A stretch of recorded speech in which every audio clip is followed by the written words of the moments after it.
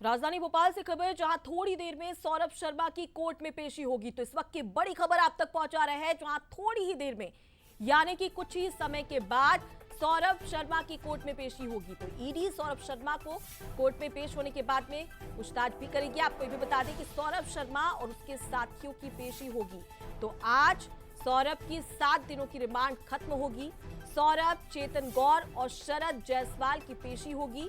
CDR और CCTV के आधार पर लंबे समय से पूछताछ भी चल रही थी।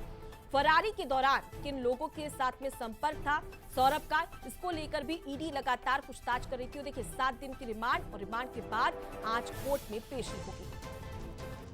चलिए अब इसी खबर पर ज्यादा जानकारी और अपडेट ले लेते हैं। हमारे साथ में संवाददाता सूरज शर्मा जुड़ चुके हैं। सूरज, 7 दिन की रिमांड तो मिल चुकी है, लेकिन इस रिमांड के तहत, इस पूछताछ के तहत कौन कौन से बड़े खुलासे हुए हैं, इस बात का जिक्र अब कोर्ट के सामने करना होगा।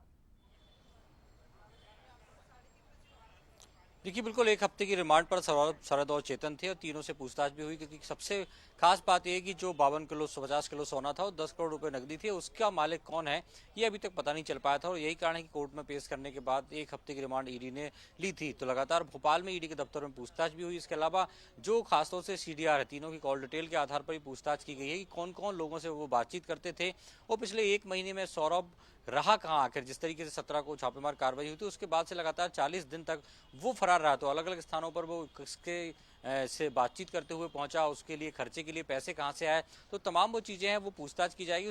खास तौर पर ये जो आरोप लग रहे हैं कि अलग अलग संपत्ति उसने खरीदी है, तो उसमें पैसे का उपयोग कैसे किया गया था, पैसे कहां से आए थे। खासतौर से उसने जब गोल्ड भी खरीदा तो गोल्ड कैसे खरीदा। इसके अलावा 2.5 क्विंटल चांदी जो उसके दफ्तर से मिली, वो कहां से खरीदी गई। तमाम जो सवाल हैं वो कहीं ना कहीं ईडी के मन में थे और लगातार एक हफ्ते से ये पूछताछ भी हो रही है। अभी कुछ देर बाद खासतौर से ईडी के जो जज है उनके सामने तीनों को पेश किया जाएगा और तमाम जो पूछताछ में दस्तावेज बरामद हुए थे उनके आधार पर क्रॉस चेक भी किया गया। तो देखना होगा कि ईडी भी अभी जब कोर्ट में पेश करेगी तो क्या और रिमांड अवधि बढ़ाती है या तीनों को पूछताछ के बाद जेल भेज दिया जाएगा। लेकिन बड़े सवाल यही है कि कोर्ट में पेशी के बाद पता चल पाएगा कि आखिर 50 किलो सोना, 10 करोड़ रुपए सहित जो करोड़ों की संपत्ति उनके रिश्तेदारों के नाम पर थी, वो कैसे बनाई गई है। बिल्कुल सूरज, जिस सवाल का जिक्र आप कर रहे हैं, इसी सवाल का जवाब लगातार हर कोई इंतजार कर रहा है कि इसका जवाब कब मिलेगा।